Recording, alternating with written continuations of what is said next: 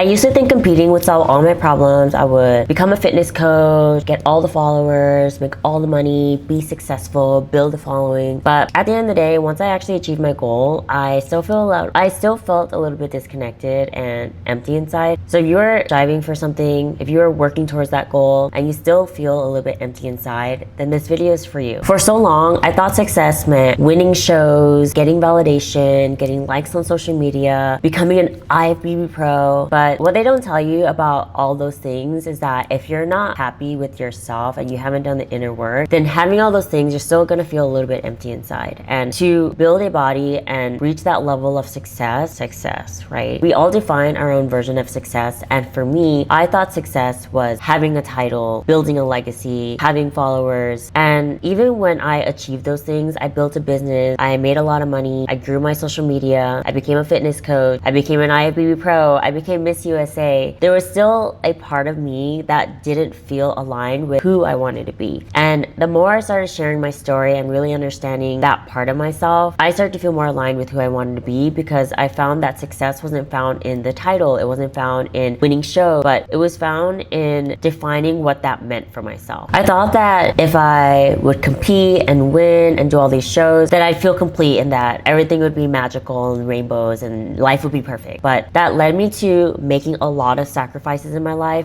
Being that ambitious woman made me lose friendships. I didn't have a great relationship with my family. I would isolate myself and focus on one goal. And once I got there, I felt so burnt out. You know, I was chasing something that I thought would give me so much more of that spark, like, oh my God, I did it. But I won, and I'm thinking like, okay, so what's next? I think that's really important to think about, is when you are striving for a goal, it's important to learn how to love the process, but also knowing why you're doing that in the first place. I think I started it from a place of just wanting to achieve something, but now that I got there, I'm just like, okay, what am I gonna do next? I don't know. And so I think that hustle culture and following people on social media gives us this idea that we have to be doing the next thing, or we want to be like her, or let's achieve this next goal. But at the end of the day, it really comes down to what makes you happy. And if you don't know what that is, then it's going to be a lot harder for you once you do get to that goal to be fully satisfied with what you put yourself through. Things started to really shift for me when I won my IFBB Pro card and became Miss USA. After that, I really started to think, okay, what am I gonna do next? Do I wanna be Miss Olympia? Like, what does that look like for me? And it really changed when I had this conversation with Tegan and Josh Knox, that he had said, okay, well, what is my goal for competing? Like, what do I want to achieve? And that actually really changed my perspective. I never thought about it that way. And to think that you have a goal with competing, it really changed the game for me. So now I thought, okay,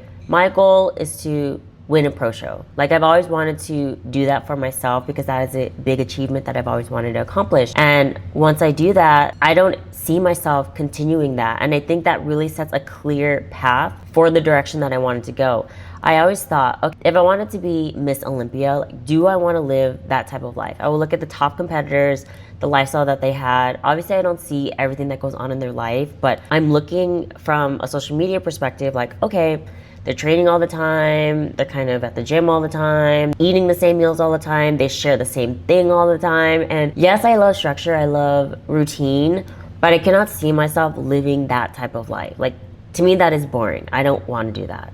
I really crave freedom, I crave balance, I crave a life where I can do things on my own time. I don't have to follow a structure that someone else is telling me. I want to create my own structure for my own life. And I think building my dream life requires me to step out of that in order to become who I want to be. And that's helping me build the life that I want to live for myself. So now we are about to start prep for the Olympia, but after the Olympia, I'm not going to think about, okay, what's next, right? I'm already living and breathing and becoming that person that I want to be. It's more so just really allowing myself to step into a higher role for myself and start to achieve things that I truly feel fulfilled doing. Some of those things are building frameworks, building systems. Like, my INTJ self really thrives off of those things. And if I can write all those things down and map out a future to build my dream life, then I'm so excited about that, because that's kind of the thing that gives me energy. And I think that's something to really think about for the things that you do in your day-to-day. Like, what are those things that bring you energy and what are the things that drain you? Those are clear signals that your body is literally telling you, like, this is for me, this is not for me. And so I'm really leaning into that part of myself where, yes, I'm using my brain, I'm using the systems, I'm using the things that excite me, but I'm also making it a structure to where I can build that dream life that I've always wanted. After Olympia, what I really imagine for myself is having the freedom to build and have that structure